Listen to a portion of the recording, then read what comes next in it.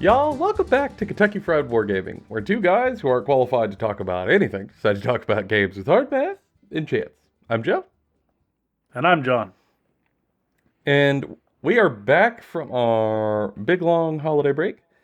And we thought that before we really start diving into the games themselves, we'd kind of give a little taster of sort of what games we think we're going to be playing in 2025 and what sort of stuff we're really looking forward to in 2025.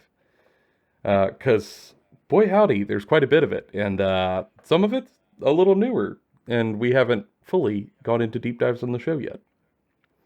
And to be honest, it just feels like a kind of an ease us back in the water show topic that we get to take our time, riff with, and enjoy ourselves. And we could always use a little bit of that. I think the hardest part about this is that some of these we have both played, some of these only one of us has played so far. Some of these we have run into logistical hurdles in trying to get started on. And, Yep. oh, buddy, it slowed down the progress of some of it, but we're going to talk about all of it.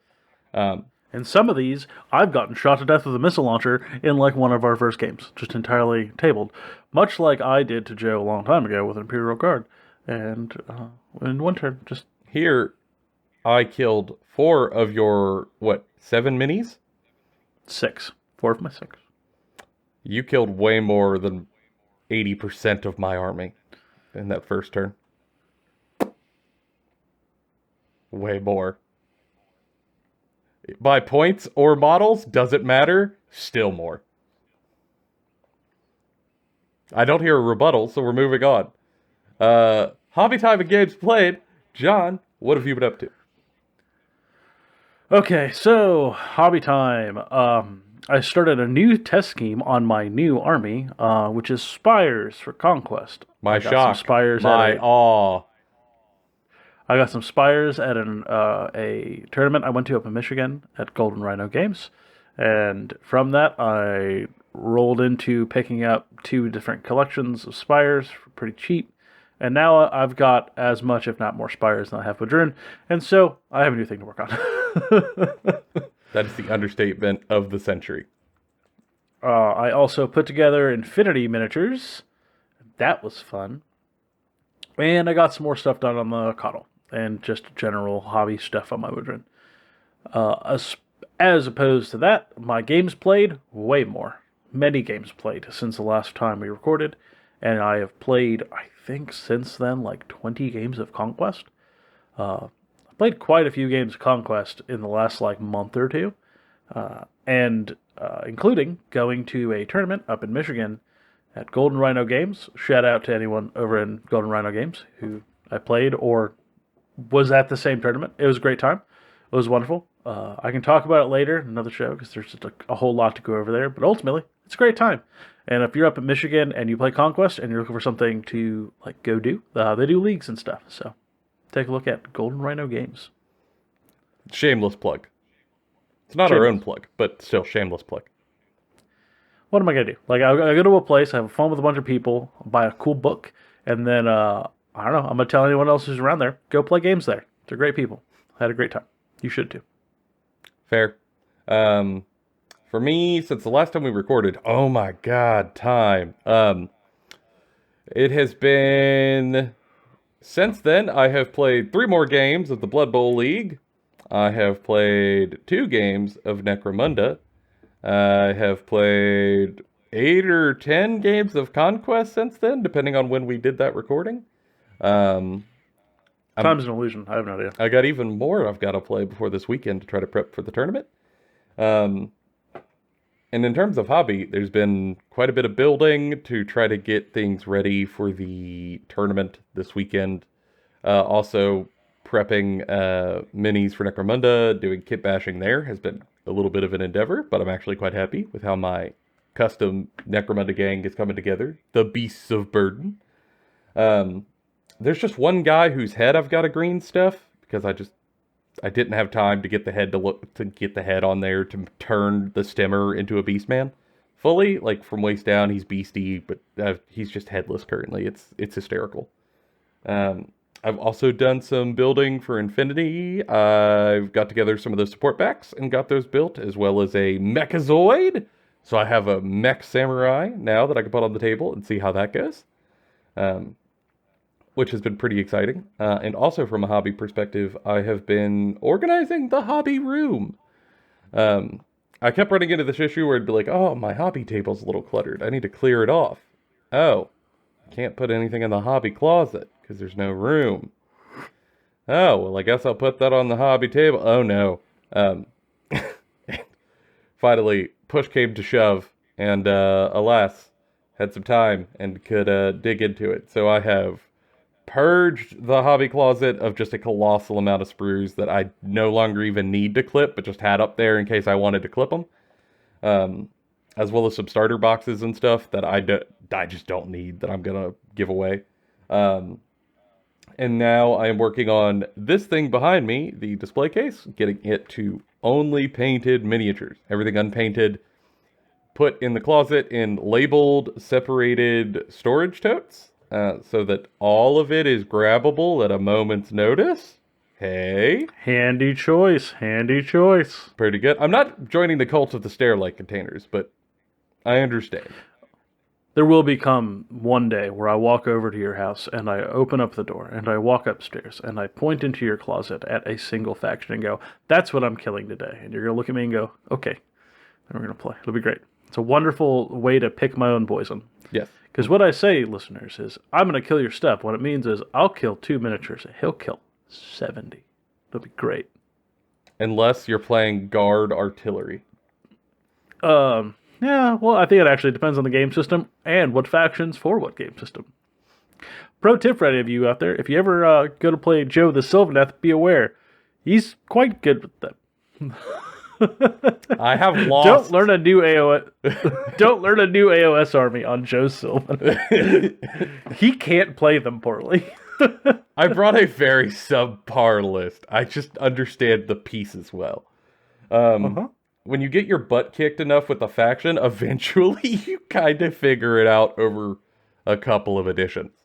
It does help. Yeah, so I've been doing a lot of hobby stuff, but it hasn't been as like painting. I feel like it's been a lot of everything else that needs to be done. And I look forward to having time to go back to painting, but it's just been a whole lot of other stuff. But I've played a ton of games.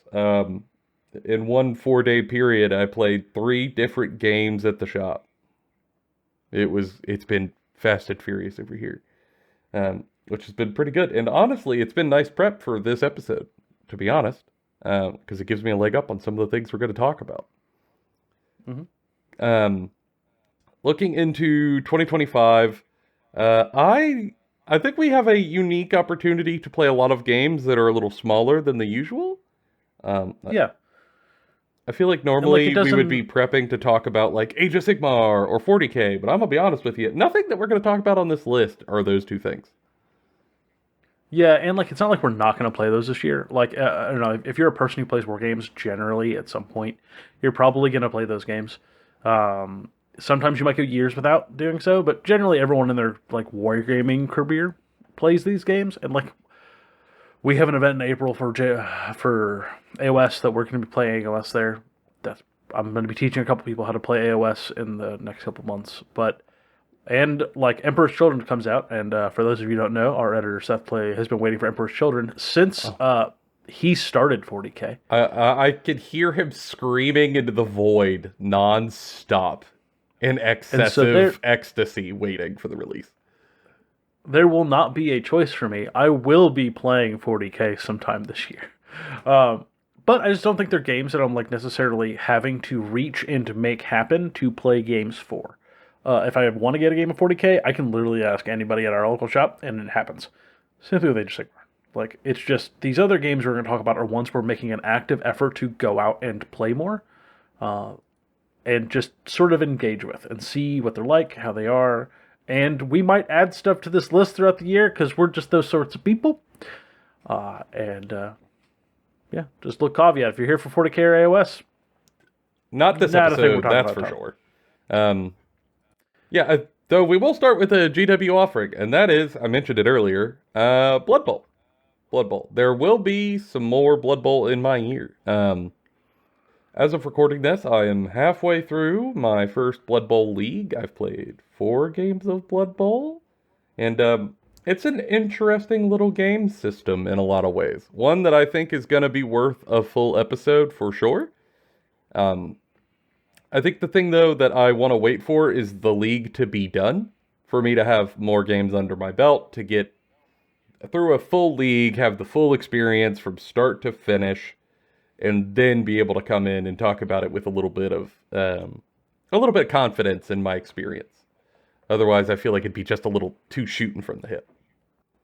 Yeah, and like from an outside perspective, because I'm not playing Blood Bowl with him right now. But what I get to see on the outside, because I still go to the game store whenever he's there generally, because I'm playing a game with a different person, and it looks like I'm watching people who play war games also intersect with people who really like fantasy football. It become the same person. Where like I've seen this exact conversation that I have when people are talking about Blood Bowl, or like when they're playing a game of Blood Bowl and discussing moves with one another, that I hear after Super Bowl, like or after a big game in the sports ball. Because I'm not a football guy. I'm not really like a super sports guy in general. I played baseball when I was younger, but like I'm not into like football. But the way people are into Blood Bowl is in the same way that people are into fantasy football, in almost the same exact way. It's just one is talking about like orcs and ogres, and the other one's talking about like, I don't know, the Eagles. That's okay. You got there. You did name a The team that Bengals. exists. Good Yeah, job. the Bengals, right? The Eagles. There we go. Yeah. I'm trying to also not say a team that I'm like, ugh, e. I will say we also do use a lot of like NFL player references to describe how our players are doing. And John doesn't understand any of that. So like No. if someone describes that they have like a very throwy quarterback equivalent, they literally call the throwers in Blood Bowl. They might say like, yeah, I have a very Tom Brady-esque thrower. And immediately for football fans, you're like, oh, damn, okay, I understand. You're going to give them a lot of space. You're going to give them time in the pocket. You're going to make some pretty good passes consistently. Move the ball up the field and like mid-game throws. Okay, I understand. Versus, yeah, I'm playing vampires and we don't really throw a ton, but we have more like a Josh Allen sort of quarterback thrower setup where we're really running the ball hard. We can throw it if we need to, but really it's a strong run game that's hard to put down. Football fans are like, yeah, yeah, makes sense. And John's just See, what I heard over the head. What I heard when you were like, "Oh, I've got like a Tom Brady thrower," I was like, "Oh, so he's pretty good," because that's all I know about Tom Brady. He's pretty good. And then you said the other guy, I was like, "Who the fuck's that guy?" Like, He's like, the what are you talking about? MVP of the league for this year. Only the best in the world. Like, who's that guy? Just the even- best.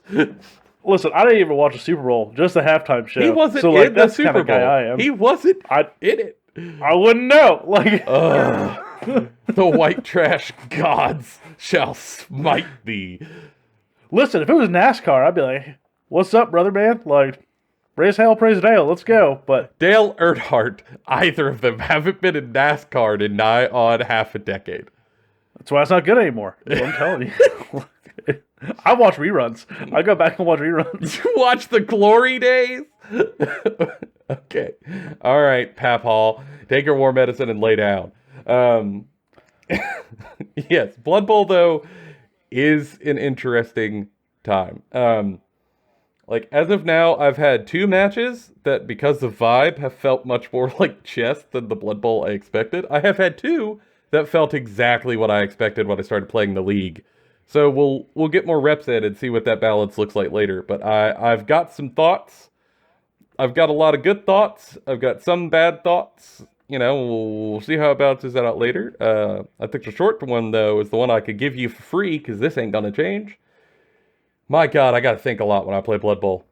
I'm thinking more when I play Blood Bowl than when I play Conquest. No shit. It's true. It's You way do harder. big thinking. It's way Like, harder. it's just, it is hilarious.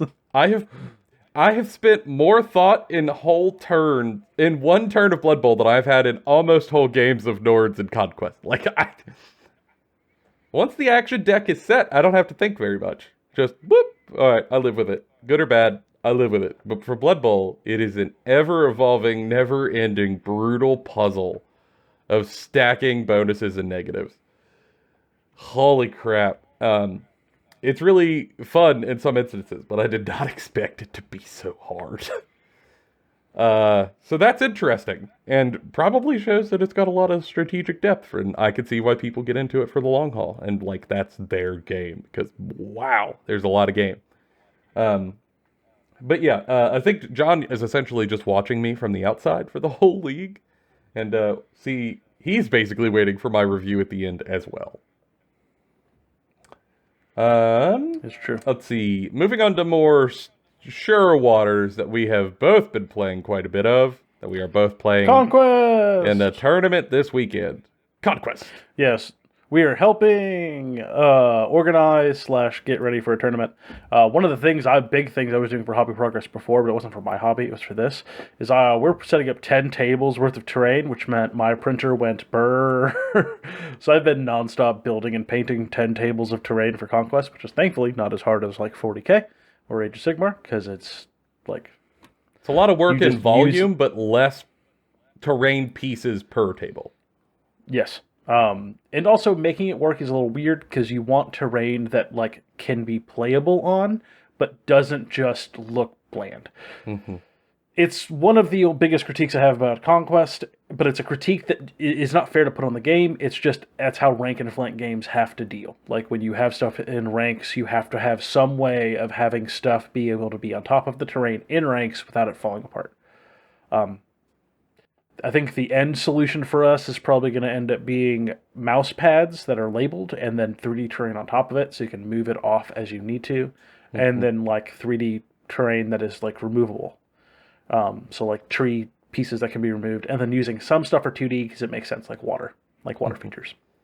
That's easy. But Conquest as a game has gone through some interesting changes. We talked about it back before the break about how the Nords and Wadrun rework had came out. And since then, the 100 Kingdoms rework has come out. And we know there are more reworks coming out. The exact ones we know, we haven't been told exactly, but we can kind of assume Dwegam's one of them. Yeah, they've said it's Dwegam and OD are in the short-term future. We don't know how short, though. Yeah. I've also heard Spires, I've also heard Sorcerer Kings, but the only one that I've heard over and over and over again has been Dwegam. Mm-hmm. And so I would assume Dwegam, but all of them will get touched at some point this year. And then we also saw the release of the new faction, Euroni, in which their models are incoming, and their rules are currently out, but are probably going to shift and change a lot. So we will be covering all of that. At some point, we will talk about the 100 Kingdom rework. We'll talk about our thoughts on Nords and Wadrun. We will talk about the new stuff that happens with Dwegam when it comes out, our experiences playing in tournaments, helping kind of run a tournament, what we plan on doing in the future with tournaments and general Conquest. I know a lot of listeners listen to Conquest talk, right? Like they come here for Conquest stuff and also other stuff. But Conquest, there's a lot of stuff. I mean, it's one of our favorite games now, so it's one we talk about often. So I imagine it's how we find a lot of y'all. And I think it is my now primary game that I play is Conquest. It's quite good. I officially have 2 factions for it because I'm selling my 100 Kingdoms to a good friend. And to give him more options. But our community's grown. We've got more people into it. People from out of state are coming down to play with us. We're going out of state to play with other people. And the community's like growing, and it's just a really good time. And so for me, I'm the most excited because I keep playing with new people and meeting new people while playing this game, and it reminds me a lot of when I got into wargaming when I was younger, or in my early 20s, where like I would go to a shop and I'd play with people and be like, hey, look at the cool stuff. And it's less like gamer brained is the nicest way to put it. Like it's the updates come fast enough to be relevant, but not so fast that it's overwhelming and it takes all of my hobby time. And so it's really easy to keep up with to a decent degree. Like obviously I could be like a turbo good player if I like super practiced every day, but nah. Like I just don't have that want. Like yeah. Nah. But, like, I enjoy it. I play it. I always feel like I got a decent chance, and it feels like a pretty well-balanced, skillful game, and I'm going to keep playing it as long as it keeps being really good. And every time they release new stuff, and I keep wanting to play it, so... Yeah, it's one of those games that, like, every time we come back to it, there have been times that I'm, like, more jazzed to play, times I'm less jazzed to play, but every time we do, I'm always happy that it's around. I think for me, the lowest point was, like, before the Nords rework was announced, where, like, I'm, like, a Nord one-trick playing old Nords, which really didn't jive with me. That felt kind of poopy. And I was like, oh yeah, I'll start jumping on board with Dwagum! And current Dwagum also had a lot of similar issues. Some of these games are painful. There's only one list I could play, and I'm winning with it, but I feel like booty.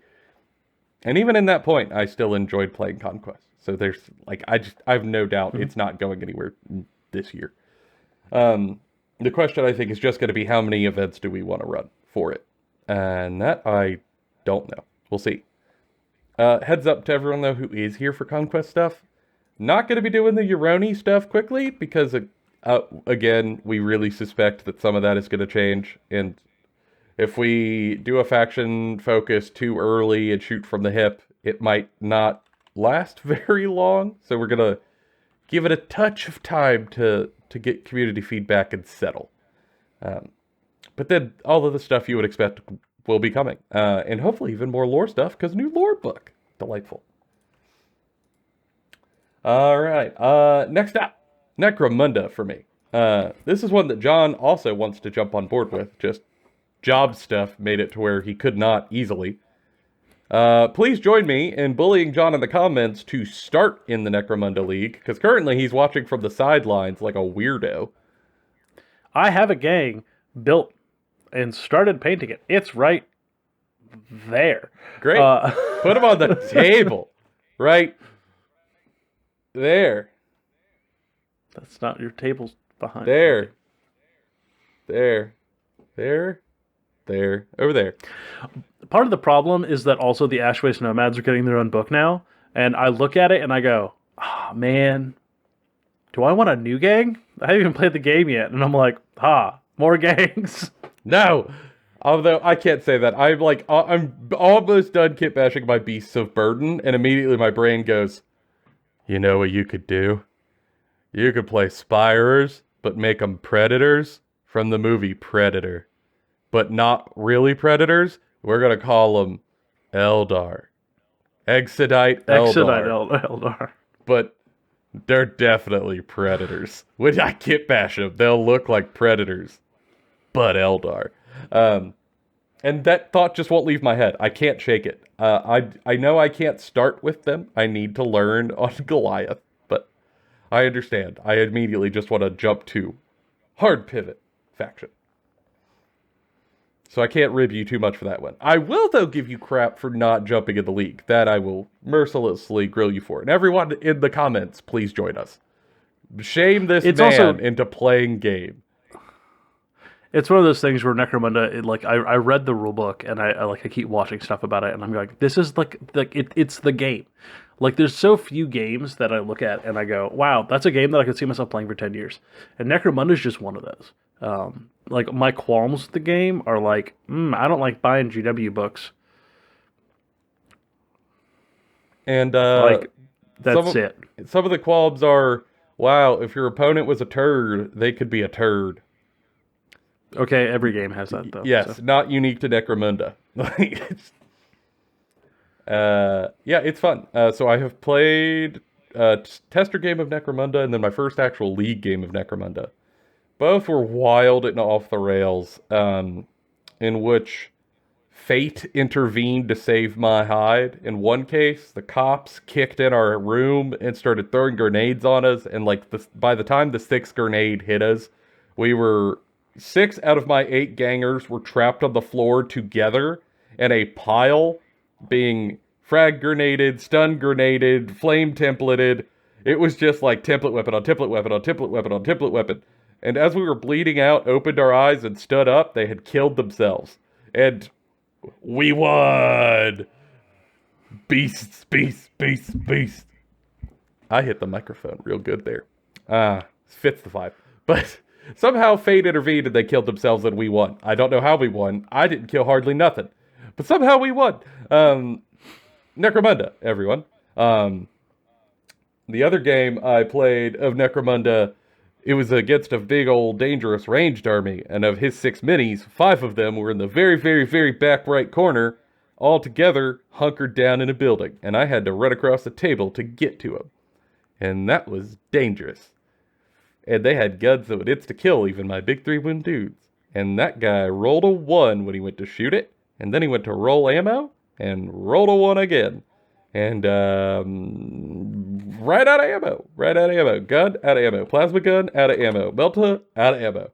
It was delightful. And I can't take credit, because, fate essentially let me win. But, I ran at him real good. And running at him real good is good enough for me. The Necromunda has just been a crazy time. And I think it's going to be even crazier as things go on.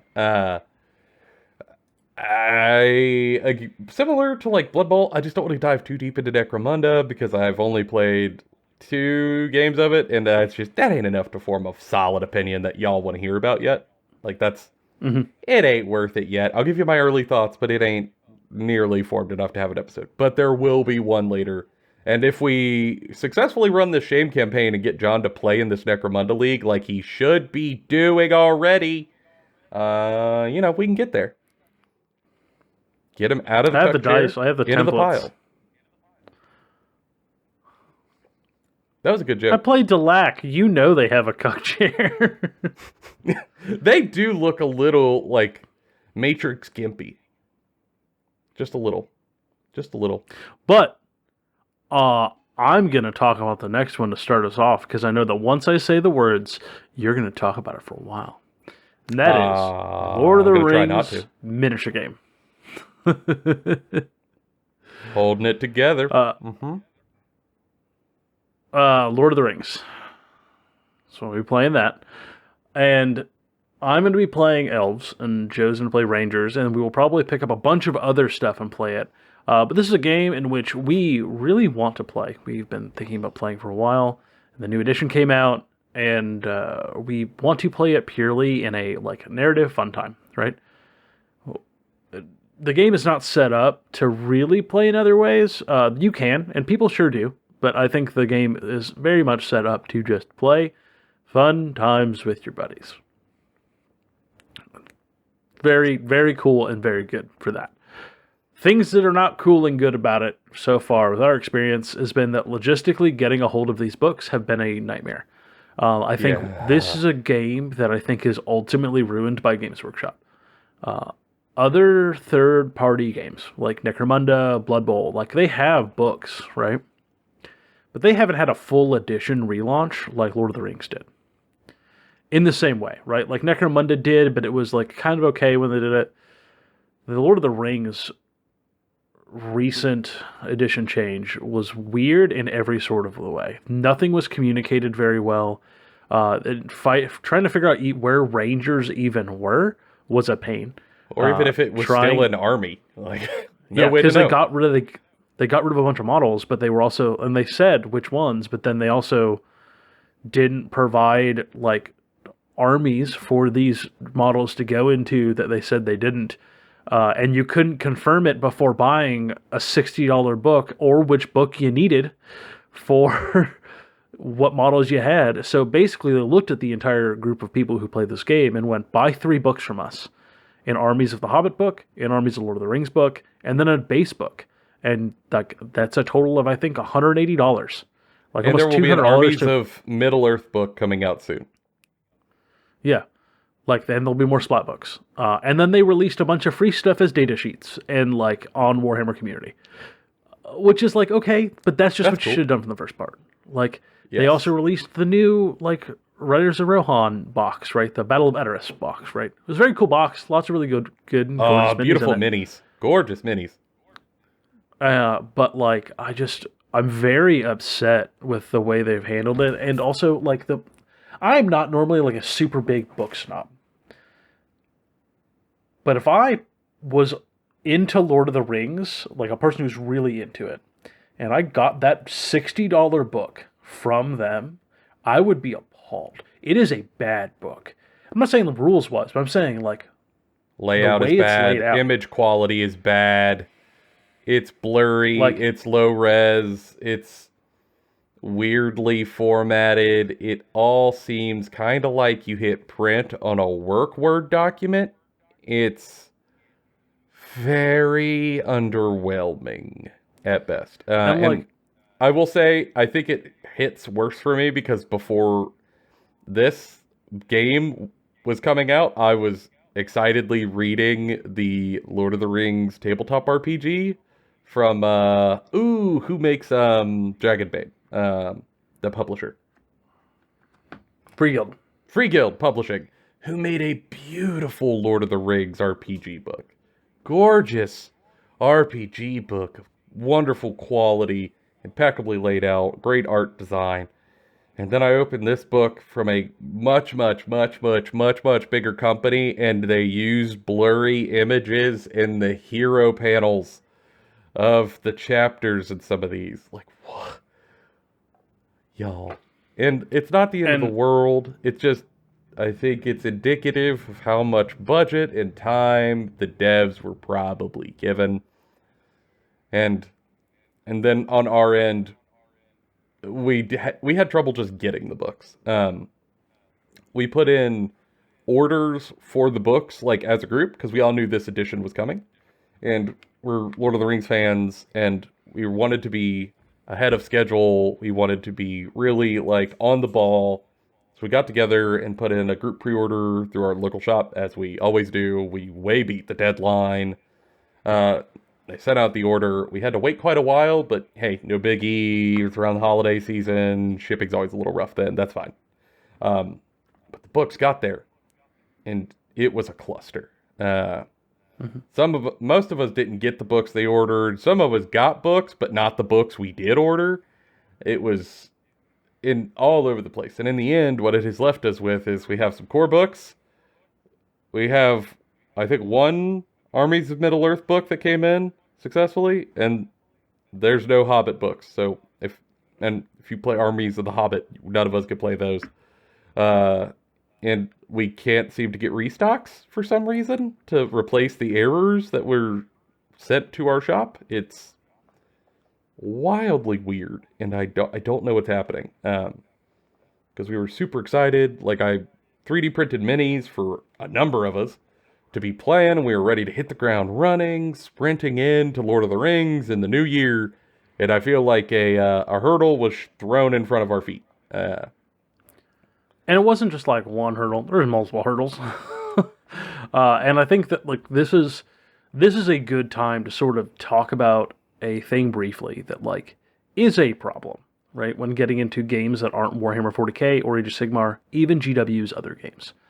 And that is sometimes those games are difficult to get into because A, there's less people playing them, and B, they could be less available at a game store than these other games. But this is a good example of how GW is like choking out their own like fun, right? I could have been playing Lord of the Rings and liked it so much I bought into a second force, or maybe bought the Battle of Vaderus box after buying a rule book. But I'm not, because you've screwed me over. And like that's just me, right?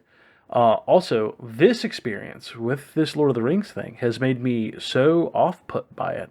I probably am less likely to just buy GW products in general, because this is sort of a problem. And the fact that like my game store had all these problems too, and it wasn't just me. There's a group of like 5 or 6 of us that have this issue, right? This isn't just a thing got messed up problem.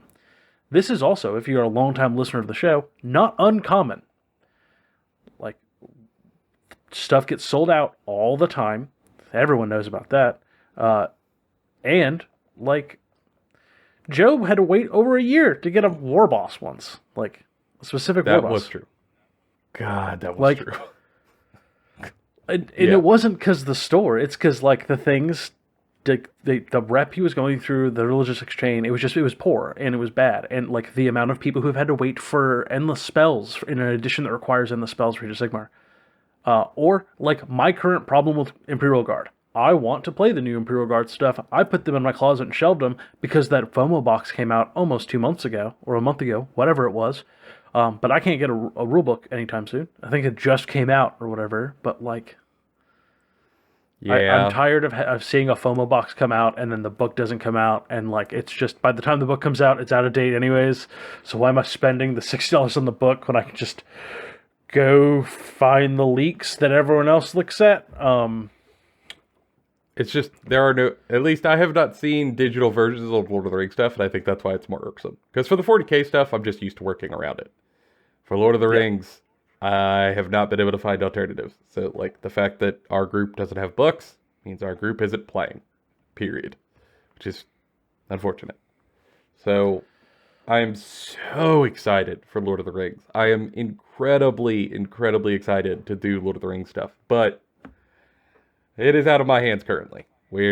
Last we heard, the books, they're trying to get them replaced, but we'll see. But hopefully, in 2025, y'all do get to hear us talk about his excitement for Lord of the Rings, because I really, really want to play. Especially after War of the Rohirrim, which I surprisingly liked quite a bit. But that would... Another time. Next, Infinity. Infinity. I'm going to talk about this for a couple of minutes at least. TLDR, This is a game- it's been fun. This is a game I started playing in like 2013, maybe 2012, right? I played it for a solid like 6 or 7 months, bought a bunch of Hawkislam miniatures back at the time. I might have some dates wrong, I don't know. And then I quit playing it because people I was playing with sort of all dropped at the same time. It was a great time though. And I kind of never forgot how good of a game it felt like, because it felt so drastically different from everything else. But I didn't have anyone else who showed any sort of interest in it. And then one day, randomly, Joe goes, "Hey, how do you feel about that Infinity game?" And I went, "I've wanted to try that for a long time." And then, out of nowhere, Seth also said, "I wanted to try that for a long time. I bought some models for it." And we're like, "We should do that." And then we found out N5 was coming out. And we went, "We should do N5." And then we did. And so now we split the Sandtrap box, and I'm playing Kestrel, and he's playing JSA. Samurai! And it's Obligatory. quite good. And Seth is playing the Combined Army slash, what's they're called? Shazvasti. And Sneaky combined army. I'm going to be honest. This game gets a bad rep. A lot of people talk about this game being overly complex, and they're right. It's pretty complex. That's a lot fair. of people. That's fair. Yeah. A lot of people talk about how this game is all crunchy and it's just for super rules lawyer people. They're not exactly right. I think that they are true. There is crunchy rules wise, but much like Necromunda, a lot of those rules are used to just build a really cool like environment to play in. I actually have a hot, spicy take about Infinity, as I don't think it's a particularly good game for competitive play. Now, That is a spicy take. my spicy take is because I think that the game is best played if you and your opponent look at it like playing XCOM versus one another and just have a good time. Like in creating scenarios in which to play in it, right? Because that's what the game seems to do really well. One of my favorite things about this game, I think better than most other games, is that when you read how a thing works, it makes sense. The way gunfights work makes sense for how gunfights work. Oh, they do. They really do. I have... Missile launchers work like missile launchers. we'll talk about it more in the full time, but there have been multiple times that John and I have been playing, and we're reading the rulebook, and we're trying to like read the mechanics of how a thing works in a technical manner. And we get to an impasse of like, I don't know if I know what that means. And I will close my eyes and picture an actual gunfight of Special Forces operators and try to think through, how would this play out? How does this actually work? Does that, oh, light bulb, and it matches. And all of a sudden we understand the rules that are written down and what they mean. Mhm. And this has happened multiple times. Multiple times. Now, I have played a couple games, right? We've played maybe 10. I think 10, 12 games. Infinity. Many of them were short games. Yeah. Because we Yes. started with just like 3 minis a piece and worked our way up. So they were very quick, the first few. And so, like, playing this game, there's been many times in which I have just gotten completely obliterated. Oh Because yeah. that happens in Infinity. Because Oh yeah. sometimes you oopsie and you die. And every time I finish a game, I go, wow, we should play again. Mm-hmm. I don't think I've ever ended a game of Infinity mad. I have absolutely lost a game of Infinity, but I've never been frustrated or like angry. I've been like, okay, what happened here? But I've never been like, I never want to play this again. Like, it has never been that experience for me. And the reason why I bring that up is because for many people, that is the experience that they have had with it. So I expected a level of that and then didn't get it. And I'm very happy I didn't. And now I'm probably going to play a ton of this. Yeah, if anything, I want to scale up to us going to a full list just to see how that plays compared to the like 7 miniatures, 150 point value we've been playing at for testing. Yeah, like we have well more than 300 points now, I think, each. For And we can Hakaslam, I've absolutely got go up. like 600 points. Yeah. And for, I think JSA, I'm at like 350 or something. Yeah, I've already started picking up a second force and nomads because I just really like their lore. That's the thing for me too, is the Infinity's lore is just like quite good. Yeah. It's also got funky shit, like take a picture of a portion of the table and remember that so that something can deploy there later. And you're, it's like, okay, Got it, Chief. neat. Yeah, It's just, it's interesting. I'm just gonna put a model down at some point and just go pocket sand. It's gonna be so good. Like for me, the big thing is that I don't think the rules are too overwhelming if you have some help on how to do it.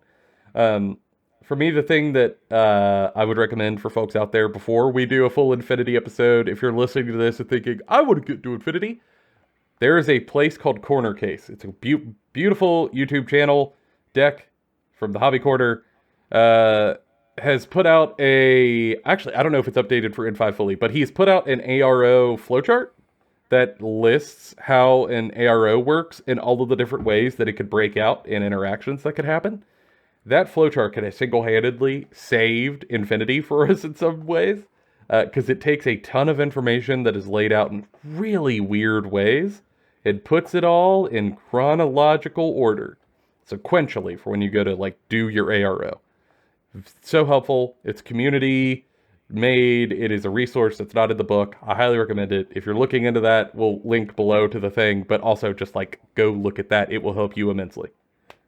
Speaking of book, I'm going to briefly tell you if you are interested in N5, the physical book they sell is a lore book. It is not a rule book. The rule book is free and their app is free. You do not have to buy their rules. You do not have to do anything like that. If you just want the rules, they have the PDF for all the rules in it, and the app is free. If you want the lore, and trust me, you do. Their lore book's out. It's really good. I like it. I think it's a high quality book. I enjoy it. Everything's pretty good in it. But Yep. don't buy it if you are expecting it to be rules. Yeah. Next, another game that I think is actually quite reasonable to try to get into. Moonstone.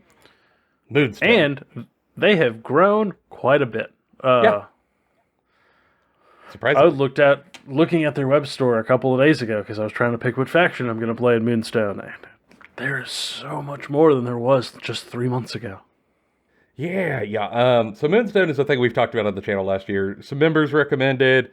I saw some YouTube on it, and my wife actually has gotten into it really heavy. And she and our friend Brittany have just like been off to the races for Moonstone for like the past 4-ish months. And I have started jumping on board over the winter break. I put together my gnomes. I'm playing Gnome Militia.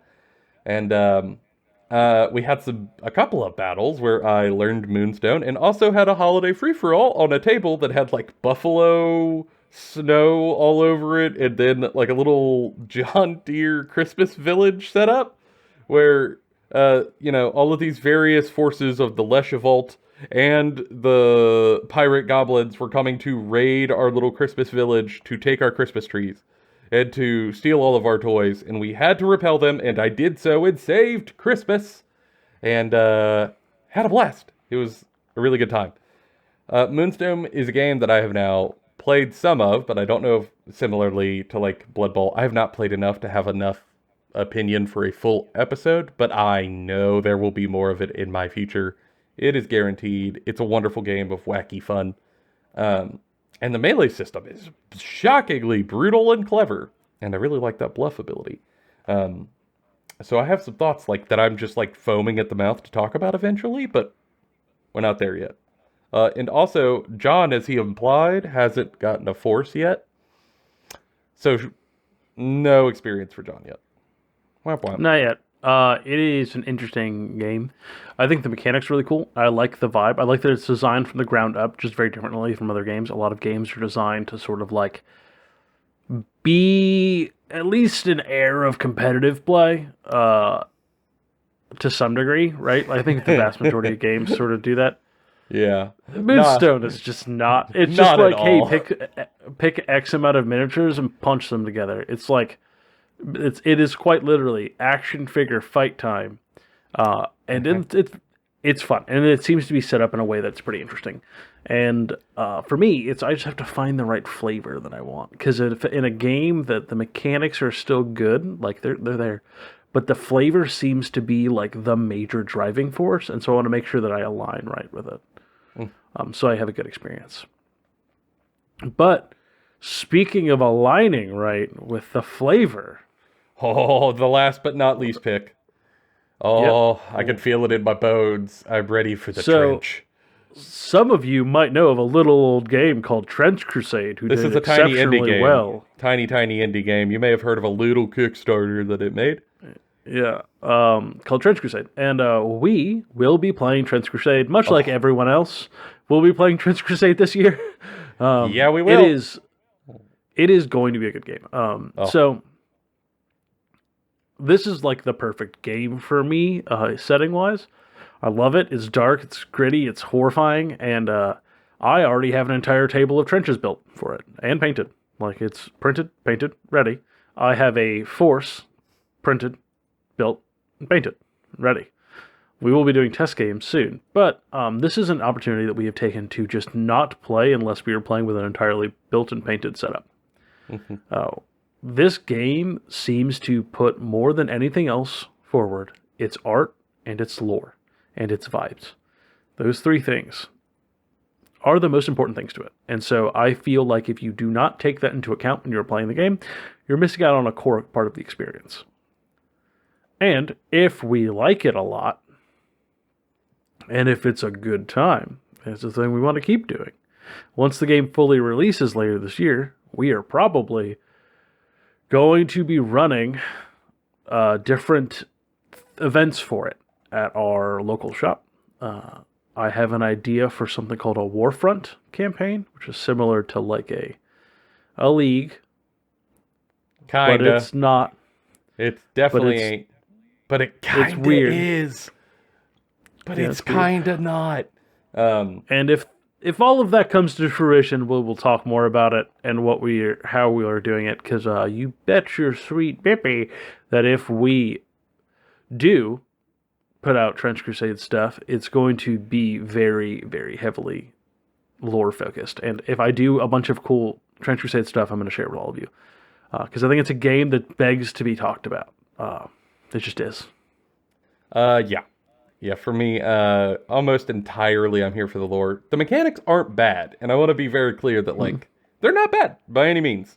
They are the mechanics are fairly light, largely working off of, like, a D&D 5e advantage-esque system or disadvantage-esque system to keep the game flowing consistently, which is a benefit in this case.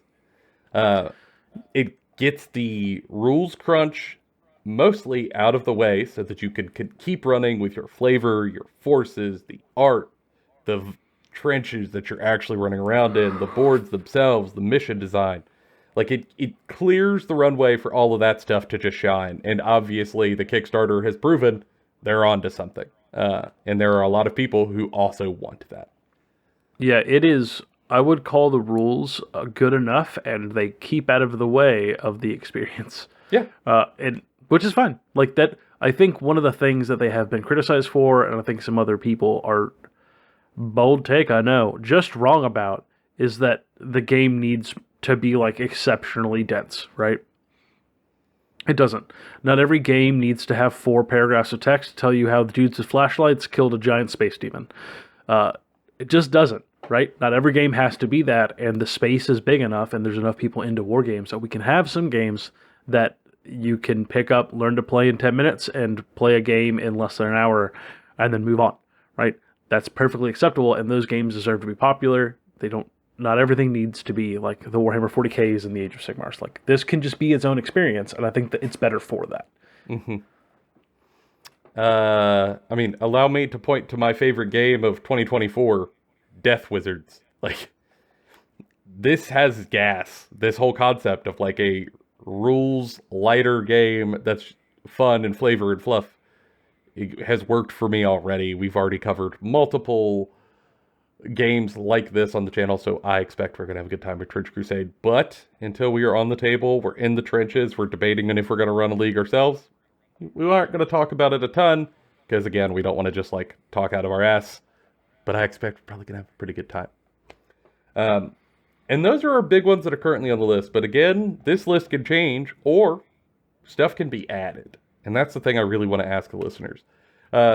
You know, it's early on in the year. As we record this, we're at the tail end of February. There's still plenty of time left in the year to try to like forecast or look at some other games. For y'all out there in listener land, are there games that aren't on this list that you just think like, oh man, it's criminal that they're missing blah, blah, blah, blah. They should look at blah, blah, blah, blah. If so, I would love to hear what blah, blah, blah, blah is in the comments, or send it to us on Instagram so I can give it a little Google.